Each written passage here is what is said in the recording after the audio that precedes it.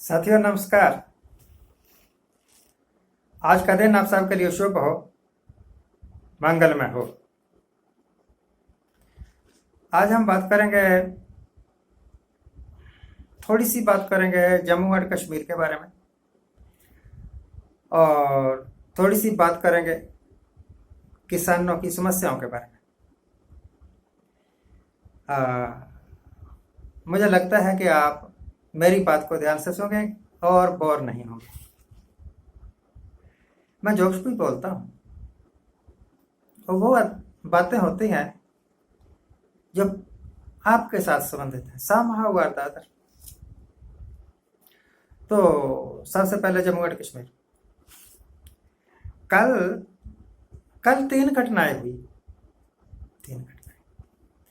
पहली तो घटना हुई कि जम्मू कश्मीर में एक एडवोकेट साहब थे, नाम था बाबर कादरी।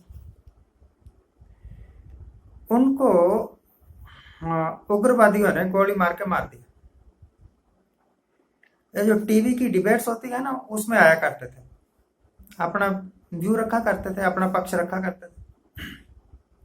कल ही जम्मू कश्मीर में किसी जगह सरदार भूपेंद्र सिंह, जो कि अपने गांव के सरपंच थे, हेड ऑफ द विलेज, उनको भी गोली मार के मार दिया गया। It is bad.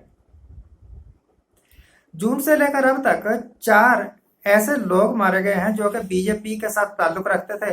बीजेपी में कोई ना कोई उनका रुतबा था, कोई जिले का अध्यक्ष था, कोई ब्लॉक का अध्यक्ष था, ऐसे कोई सरपंच ही था, मारे गए। और कहते हैं कि ये सभी लोग मारे गए टेररिस्ट के द्वारा। हर दूसरे तीसरे दिन हम सुन लेते हैं, हर अल्टरनेटिव डे पर या तो कहीं पर मुठभेड़ हो रही है और आतंकवादी मारे जा रहे हैं एक दो, या कई बार हमारे आर्मी वाले, पुलिस वाले भी मारे जाते हैं।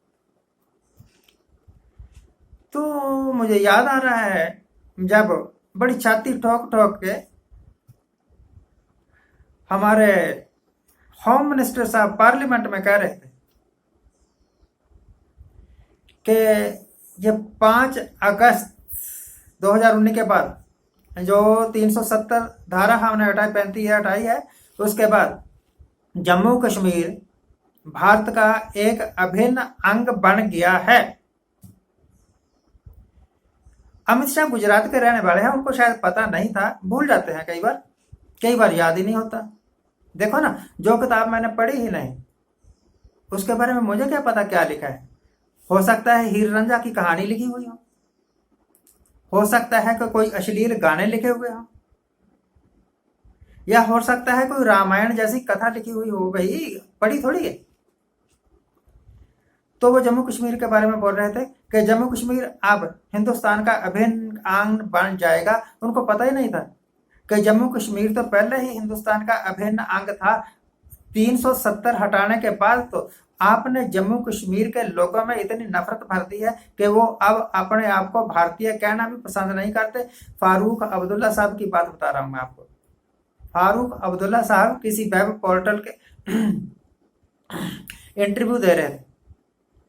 फारूक अब्दुल्ला साहब आजकल मेंबर ऑफ पार्लियामेंट है, जम्मू कश्मीर के एक्स सीएम है, और केंद्र सरकार में वो काफी देर तक मिनिस्टर रहे, केंद्रीय मिनिस्टर भी रहे। बड़े ही वीवीआईपी आदमी है, जम्मू कश्मीर के बहुत बड़े लीडर हैं। उनका बेटा भी लीडर है। कह रहे थे कि मैं अपने आप को इंडियन कहना पसंद नहीं करता।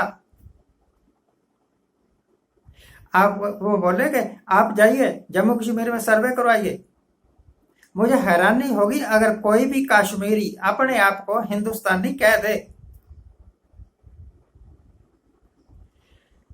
और फारूक अब्दुल्ला साहब, एक टाइम था ये इतने पॉपुलर थे बीजेपी में कि इनको बीजेपी वालों ने ही ऑफर किया था कि हम आपको उपराष्ट्रपति बनाएंगे। फिर पता नहीं किस्मत कैसे पलट गई, नहीं बनाया। तो फारूक अब्दुल्ला साहब ने जो कुछ कहा है आज, वो मैं आज से 6 महीने पहले कह चुका हूं कि गवर्नमेंट की इस एक्शन के धारा 370 हटनी चाहिए थी। मैं कहता हूं हटनी चाहिए थी, पर जिस तरीके से मैं बैठा हूं, बैठे बिठाए को आप बहुत जोर का पत्थर मेरे सिर पर मार दें तो मैं क्या कहूंगा कि आपने मुझे बहुत प्यार किया है। वही सिचुएशन हो गई। ऑल ऑफ ए सडन आज कह रहे हैं गवर्नर साहब कि कश्मीरियों की राय के बिना जम्मू कश्मीर से 370 धारा नहीं हटेगी। हट ही नहीं सकती, कानून ही नहीं है। और नेक्स्ट डे हट गई। Governor who is the representative of the government of India, वो कह रहा है झूठ। और अब आप सोचते हैं कि कश्मीरी लोग आपके ऊपर यकीन कर लें। और अमित शाह जी पार्लियामेंट में कह रहे थे, आप क्या समझते हैं जब मैं जम्मू और कश्मीर कहता हूं तो पाक ऑक्युपाइड कश्मीर का एक एक इंच भी लेकर रहूंगा, हमारा है वो। हो तो उल्ट गया, हो तो उल्ट गया। 38,000 किलोमीटर रकबा लद्दाख का कश्मीर हड़प कर गया और आप सिर्फ उनके साथ मिटगई ही करते रहे, मिटगई ही करते रहे। आपसे अच्छा तो पहली सरकारें थी जिन्होंने हिंदुस्तान जैसा उनको दिया था वैसा बचा के तो रखा। 62 के बाद आप एक घटना बता दीजिए जब हिंदुस्तान की धरती को, 1 इंच भी धरती को किसी ने हड़प कर लिया हो। अब 38,000 किलोमीटर आपके राज में हड़प कर गए और आप अपने आप को सबसे बड़ा देशभक्त कह रहे हैं। दिस इज द पिटीफुल, ये सबसे दुखदाई बात है। ये जो नफरत का बीज ये गवर्नमेंट बो गई है कश्मीरियों के दिलों में, उसको अपरूट करने के लिए आने वाली सरकारों को दांतों चने चबाने पड़ेंगे। ये मैं बोल रहा हूं। मैं तो शायद रहूंगा या नहीं रहूंगा, पर आप देखेंगे। गवर्नमेंट ने दूसरी बात पर रहा हूं, दूसरी बात, एग्रीकल्चर के संबंध में बिल पास करवा लिए, बड़ा अच्छा किया। और भी कई बिल पास करवा लिए। बिल एग्रीकल्चर के संबंध में, बिल किसानों के साथ ताल्लुक रखते हैं।